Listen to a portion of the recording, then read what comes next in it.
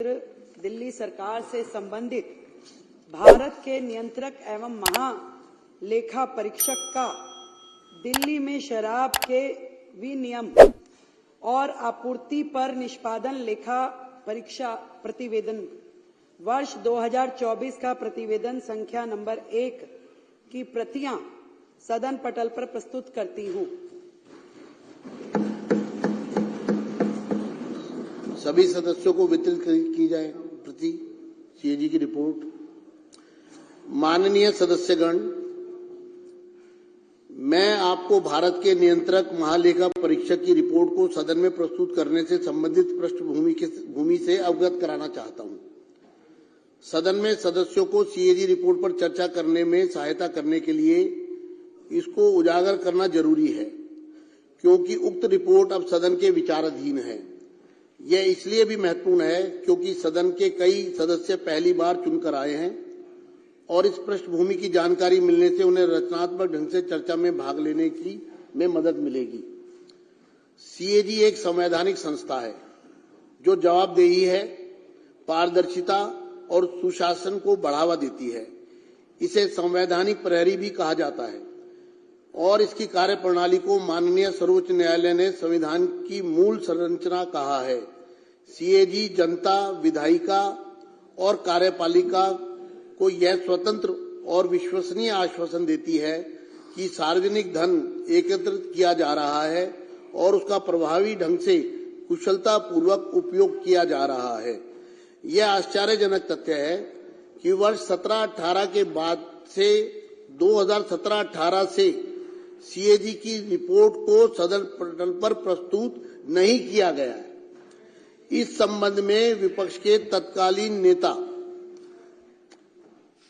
अर्थात उस समय मैं विपक्ष का नेता था, के नेतृत्व में तत्कालीन विपक्षी विधायकों ने, जो इस सदन के सदस्य भी हैं, उसमें से 5 सदस्य हैं, ने सीएजी रिपोर्ट को सदन में प्रस्तुत करने के लिए माननीय राष्ट्रपति, तत्कालीन विधानसभा अध्यक्ष, तत्कालीन मुख्यमंत्री, वित्त मंत्री और मुख्य सचिव से अनुरोध किया था।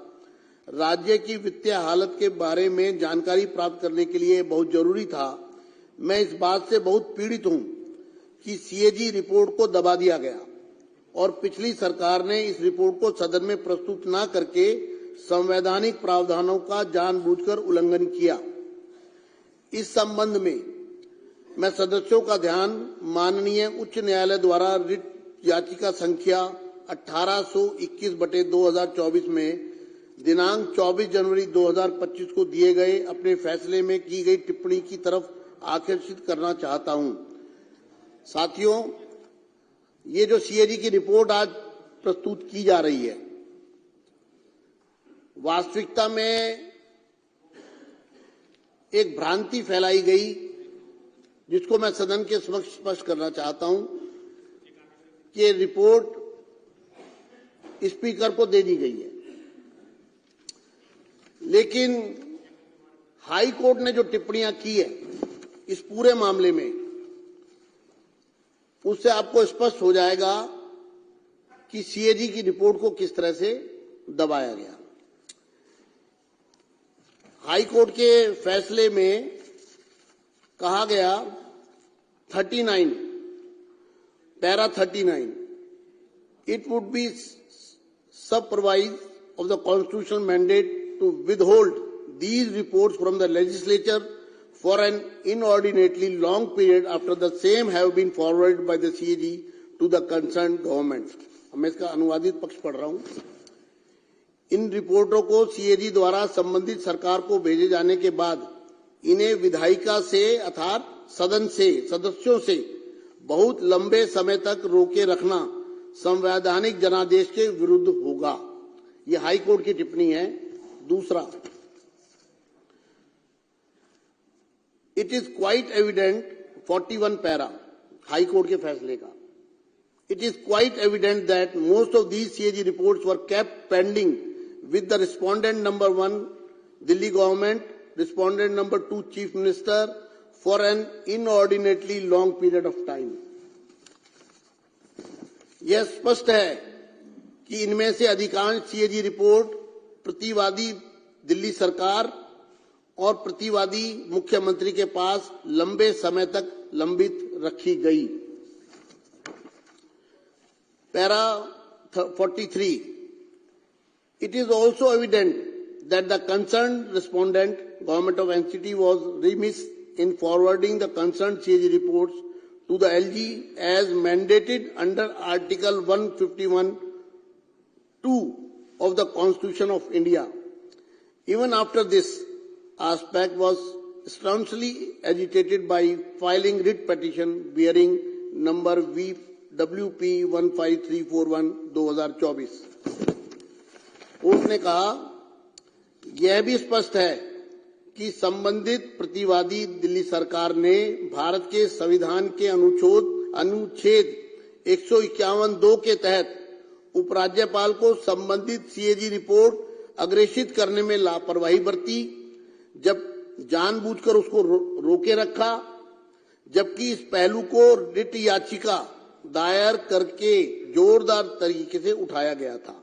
अर्थात संविधान की अनुच्छेद 151(2) का खुला उल्लंघन हुआ और उस अनुच्छेद के अनुसार सरकार को यह रिपोर्ट एलजी के पास समय रहते भेजनी थी, लेकिन जानबूझकर सरकार ने रिपोर्ट को अपने पास दबाए रखा। ये हाई कोर्ट ने, ये जब आप लोग चर्चा में भाग लें तो आपको तथ्य आपके समक्ष होने चाहिए। Para 45. Even thereafter, the respondent, Government of Delhi, did not act with alacrity in the matter. इसके बाद भी दिल्ली सरकार ने मामले में तत्परता से काम नहीं लिया। कोर्ट में आने के बाद भी सरकार अड़ी रही रिपोर्ट को अपने पास दबा के रखने में। 46. ये हाई कोर्ट की टिप्पणियां पढ़ रहा हूं जो किस प्रकार से संवैधानिक शक्तियों का उल्लंघन हुआ है, किस तरह से रिपोर्ट को छुपाया गया है। 46. It is quite evident there has been an inordinate delay on the part of the respondent, Government of Delhi, in taking requisite steps for laying the CAG reports before the Legislative Assembly. The sequence of events and the timeliness reveal a disdainful disregard by the Government of Delhi of its constitutional obligation.